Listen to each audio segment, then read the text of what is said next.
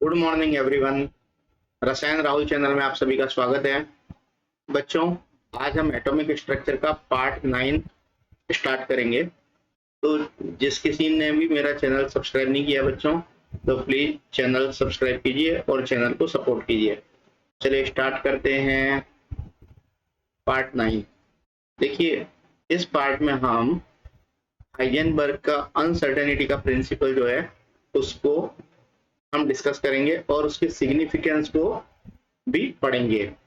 तो स्टार्ट करते हैं हाइजेनबर्ग अनसर्टेनिटी प्रिंसिपल। तो बच्चों, ये हाइजेनबर्ग थे, ये कौन थे? हाइजेनबर्ग ने एक्चुअल में ये फिजिक्स में इन्होंने पीएचडी की डिग्री मिली इनको, फिजिक्स में, है ना।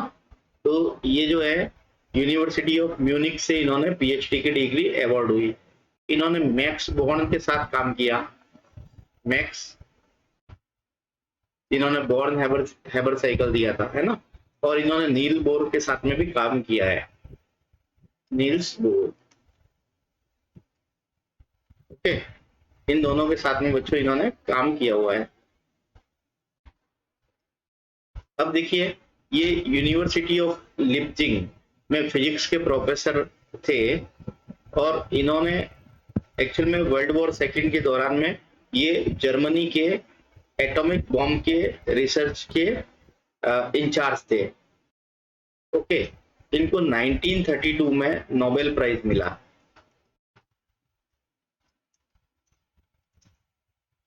1932 में नोबेल प्राइज मिला। तो देखिए, अभी तक यही माना जाता रहा कि हम किसी भी चीज को, है ना, किसी को भी हम किसी भी डिजायर्ड डिग्री ऑफ एक्यूरेसी के साथ मेजर कर सकते हैं। यही बिलीव करते थे। So we have been believed that anything can be specified to any degree of accuracy.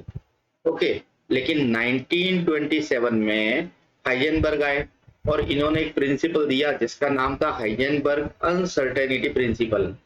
इस प्रिंसिपल के अकॉर्डिंग क्या था कि it is not possible to measure simultaneously both the position and momentum of a microscopic particle with absolute accuracy।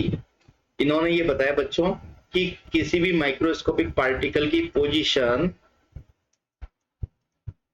और momentum, momentum को हम velocity या momentum दोनों, इनको हम एक्चुअल में एब्सोल्यूट एक्यूरेसी के साथ में दोनों चीजें एक साथ मेजर नहीं कर सकते, ये इन्होंने बताया। तो बच्चों देखिए, अब यहाँ पे हम बात करते हैं, इन्होंने एक रिलेशन दिया अनसर्टेनिटी का। तो इसको मैं रिलेशन को मैं यहाँ लिख देता हूँ। देखिए बच्चों, इन्होंने कहा डेल्टा एक्स, ये है अनसर्टेनिटी इन पोजीशन, इनटू डेल्टा पी, ये है अनसर्टेनिटी इन मोमेंटम।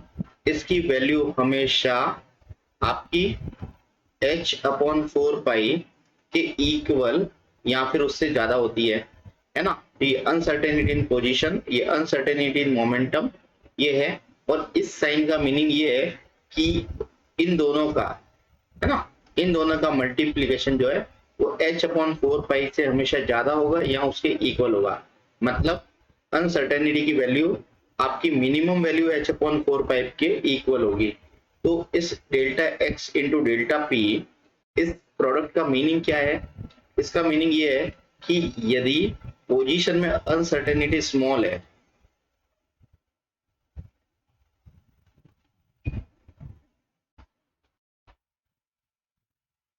यदि पोजीशन में अनसर्टेनिटी स्मॉल है, ठीक है, तो मोमेंटम में अनसर्टेनिटी बहुत ही ज्यादा होगी, लार्ज अनसर्टेनिटी होगी। इसका मीनिंग ये है। और यदि मोमेंटम में अनसर्टेनिटी स्मॉल है तो पोजीशन में अनसर्टेनिटी लार्ज होगी। बच्चों, यहाँ पे मतलब इन दोनों का जो मल्टीप्लीकेशन है वो h/4 की मिनिमम वैल्यू के इक्वल आएगा, है ना। तो यदि आप किसी पार्टिकल की, माइक्रोस्कोपिक पार्टिकल की यदि पोजीशन को एक्यूरेटली मेजर कर सकते हैं तो हम उसके मोमेंटम को एक्यूरेटली मेजर नहीं कर पाएंगे। और यदि मोमेंटम को एक्यूरेटली मेजर कर सकते हैं तो हम उसकी पोजीशन को एक्यूरेटली मेजर नहीं कर पाएंगे। इसका मीनिंग ये है। दूसरे वर्ड में आप इसको ऐसे भी बोल सकते हैं कि यदि आप पोजीशन को एक्यूरेटली मेजर कर सकते हैं ना, किसी भी माइक्रोस्कोपिक पार्टिकल की पोजीशन को आप यदि एक्यूरेटली मेजर कर सकते हैं तो आपकी मोमेंटम के मेजरमेंट में एक्चुअल में इनएक्यूरेसी बढ़ जाएगी या फिर एरर बढ़ जाएगी। ओके, तो यहाँ पे एरर बढ़ जाएगी यदि आप पोजीशन को एक्यूरेटली मेजर कर पा रहे हैं, और यदि आप मोमेंटम को एक्यूरेटली मेजर कर पा रहे हैं तो आपकी पोजीशन के मेजर में एरर बढ़ जाएगी। ओके बच्चों, अब यहाँ पे देखिए इस चीज को हम वेलोसिटी की फॉर्म में भी लिख सकते हैं। तो मैंने आपको बताया कि delta x into delta P है ना, तो ये एक्चुअल में क्या है, इनएक्यूरेसी इन पोजीशन, और डेल्टा पी की जगह आप क्या लिख सकते हैं, पी होता है मास इंटू वेलोसिटी।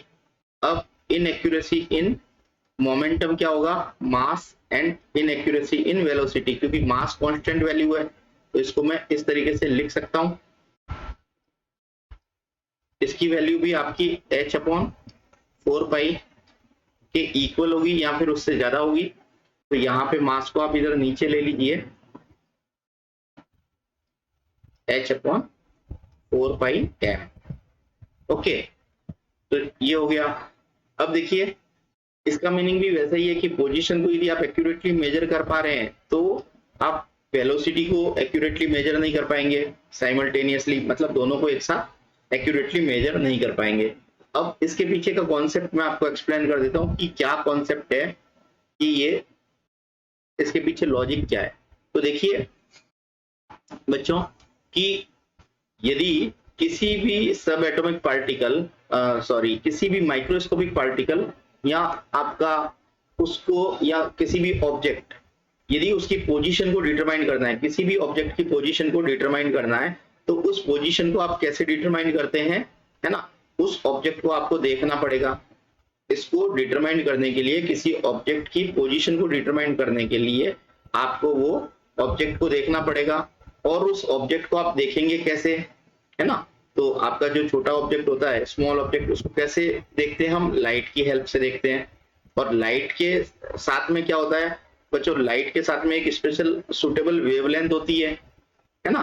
तो ये जो बीम ऑफ लाइट होती है, बीम ऑफ लाइट जब आपने माइक्रोस्कोप में देखा था कि ये बीम ऑफ लाइट जो है उस स्पेसिमेन के सरफेस पे गिरती है ना, तो ये बीम ऑफ लाइट में क्या होते हैं बच्चों, फोटोन होते हैं। क्या होते हैं, फोटोन होते हैं, और ये आपके पर्टिकुलर ऑब्जेक्ट की सरफेस पे गिरेंगे और वहां से ये स्कैटर होंगे। ठीक है, स्कैटर होगी लाइट, और ये रिफ्लेक्टेड लाइट जो है वो आपकी आईज में जाएगी, तभी आपको ऑब्जेक्ट दिखेगा। क्लियर, ये चीज आपको सबको पता है।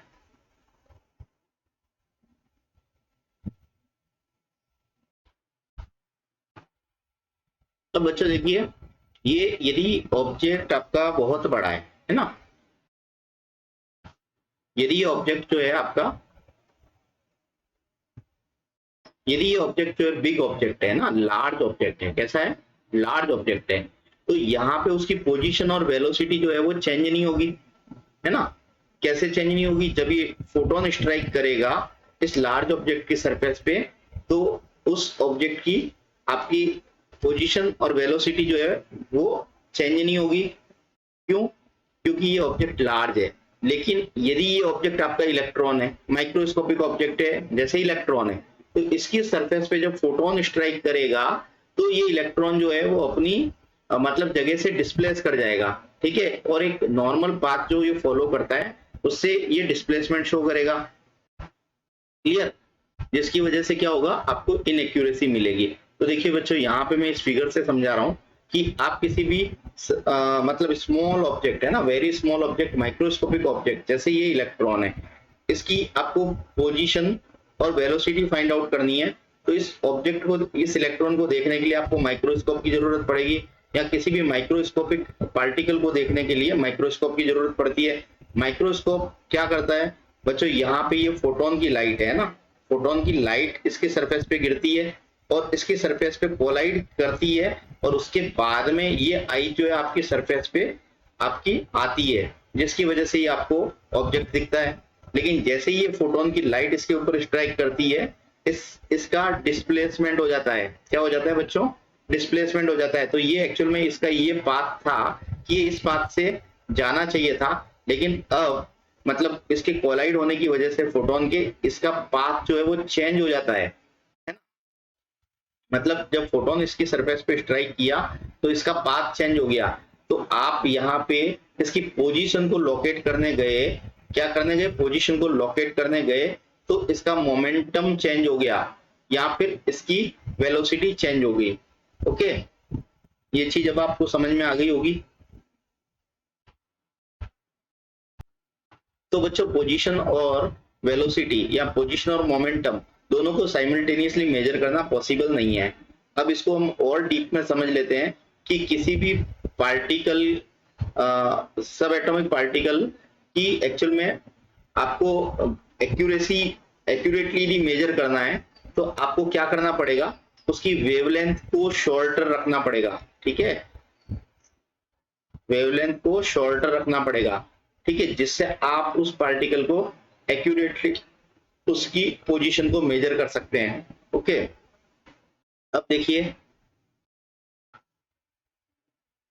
तो एक्यूरेटली मेजर करने के लिए मैंने बताया कि वेवलेंथ को शॉर्ट रखना पड़ेगा। ओके, लेकिन जब आप वेवलेंथ शॉर्ट रखने जाएंगे तो उसका मोमेंटम बहुत ज्यादा बढ़ जाएगा। तो ये कैसे बढ़ जाएगा, लैम्बडा इज इक्वल टू क्या होता है आपका h अपॉन पी, ये होता है ना बच्चों, या p जो होता है वो क्या होता है h अपॉन लैम्बडा, ये था ना बच्चों। तो यहाँ पे आपने वेवलेंथ को शॉर्टर रखा तो मोमेंटम जो है वो क्या हो जाएगा, बढ़ जाएगा, क्योंकि h तो कांस्टेंट वैल्यू है ना। तो यहाँ पे आप पोजीशन को मतलब अमाउंट ऑफ आपका मोमेंटम वो बढ़ जाएगा। तो देखिए यहाँ पे क्या होगा कि मोमेंटम में अनसर्टेनिटी बढ़ जाएगी। यहाँ पे हम ये बोल सकते हैं कि आपकी मोमेंटम में अनसर्टेनिटी बढ़ जाएगी। ओके, क्लियर बच्चों। और यदि आप यहाँ पे दूसरी तरफ से बात करते हैं कि यदि मोमेंटम है ना, मोमेंटम को आप यदि मिनिमाइज रखते हैं, है ना, मोमेंटम को मिनिमाइज रखते हैं और चेंज इन मोमेंटम जो है वो आपका कम रखते हैं, मिनिमाइज करते हैं, तो आपकी लैम्बडा में अनसर्टेनिटी बढ़ जाएगी। ठीक है, मतलब आप लॉन्गर लैम्बडा यूज करेंगे। क्या करेंगे बच्चों, यहाँ पे आप यदि मोमेंटम छोटा रखेंगे तो लैम्बडा की वैल्यू जो है वो बढ़ जाएगी, है ना, लार्ज लैम्बडा बढ़ जाएगी। और लार्ज लैम्बडा होने की वजह से क्या होगा, पोजीशन के अंदर इनएक्यूरेसी बढ़ जाएगी। क्या हो जाएगा, पोजीशन में इनएक्यूरेसी बढ़ जाएगी। इसीलिए हम बोल सकते हैं कि आप पोजीशन और मोमेंटम दोनों को एक साथ मेजर करना एक्चुअल में पॉसिबल नहीं है।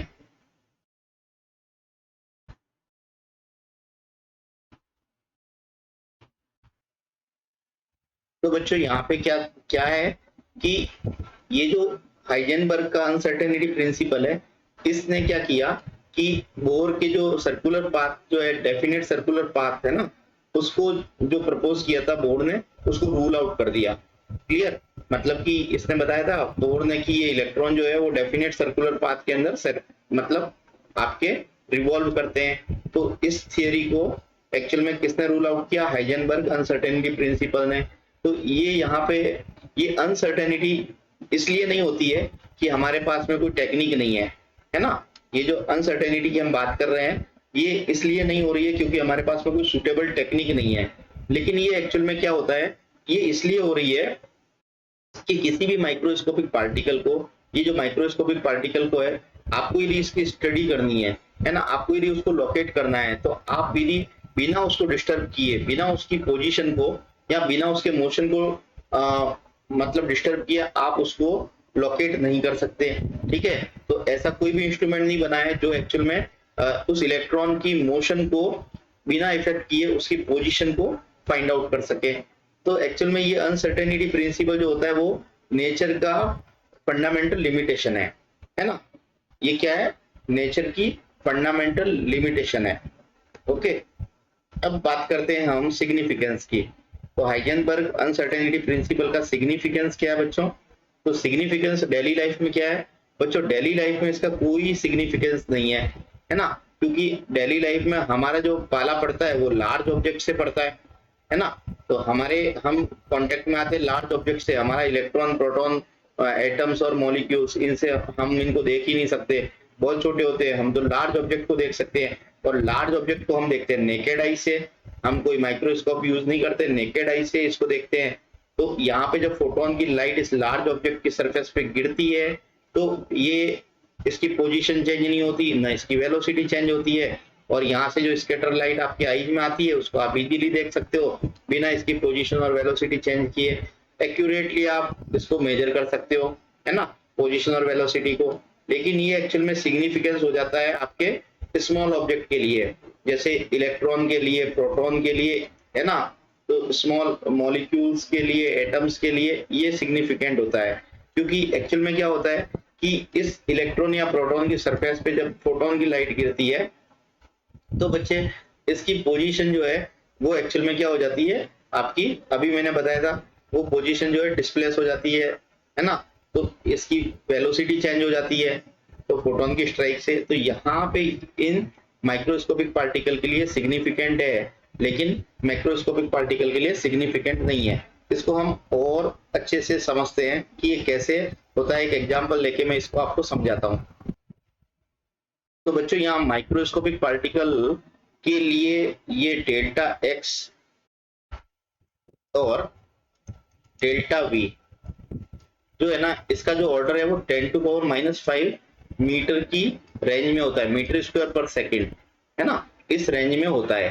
तो देखिए ये कैसे होता है, जैसे आप बात करते हैं, मैं यहाँ लिख लेता हूँ formula, delta x into delta v is equal to h upon 4πm, ठीक है। मिनिमम इनएक्यूरेसी ये होती है। अब ये आपका माइक्रोस्कोपिक पार्टिकल को आप मान लीजिए इलेक्ट्रॉन है, क्या है, इलेक्ट्रॉन है। अब यहाँ पे इलेक्ट्रॉन के लिए हम यहाँ पे मास की वैल्यू पुट कर देंगे, तो h लिखेंगे 6.62 इंटू 10⁻34 ये है, ओके, अपॉन 4, पाई की वैल्यू 3.14 इंटू मास कितना है इलेक्ट्रॉन का 9.1 इंटू 10⁻31। जब आप इसको सॉल्व करेंगे तो ये आपका 10⁻5 मीटर स्क्वायर पर सेकंड की रेंज में आएगा आंसर, ओके। तो ये आपका हो गया इनएक्यूरेसी इन पोजीशन और वेलोसिटी, इनका आपको प्रोडक्ट आपको मिला 10⁻5, ओके। अब आप यहाँ पे पोजीशन में इनएक्यूरेसी को आप मतलब मिनिमाइज कर दो, क्या करना है, पोजीशन में इनएक्यूरेसी को मिनिमाइज कर दो, और ये मिनिमाइज मतलब क्या होती है, ये एंगस्ट्रॉम लेवल की होती है ना। तो आपको ये इलेक्ट्रॉन कहाँ होता है बच्चों, आपका एटम के अंदर होता है इलेक्ट्रॉन, और एटम की जो साइज होती है वो एंगस्ट्रॉम लेवल की होती है। तो आप इसकी पोजीशन को आप एंगस्ट्रॉम लेवल तक ले जाओ, या फिर आप 10⁻8 मीटर तक ले जाओ, है ना, ये होती है 10⁻10 मीटर, यहाँ पे 10⁻8 से 10⁻10 मीटर, कुछ भी आप यहाँ पे पोजीशन में इनएक्यूरेसी को आप फिक्स कर दो, मतलब पोजीशन को आप एक्यूरेटली मेजर करते हो 10⁻8 मीटर की रेंज से। तो वेलोसिटी में देखो आप कैसे मतलब इनएक्यूरेसी बढ़ जाती है। यहाँ पे देखिए बच्चों 6.62 इंटू 10⁻34। अब मैं यहाँ पे वेलोसिटी में इनएक्यूरेसी को डेल्टा वी से लिखता हूँ और डेल्टा एक्स से इसको डिवाइड कर देता हूँ। तो आप जब इसको पूरा बेटा मत लिखो, ये जो है ना हमने यहाँ पे 10⁻5 की रेंज में निकाला था, ओके।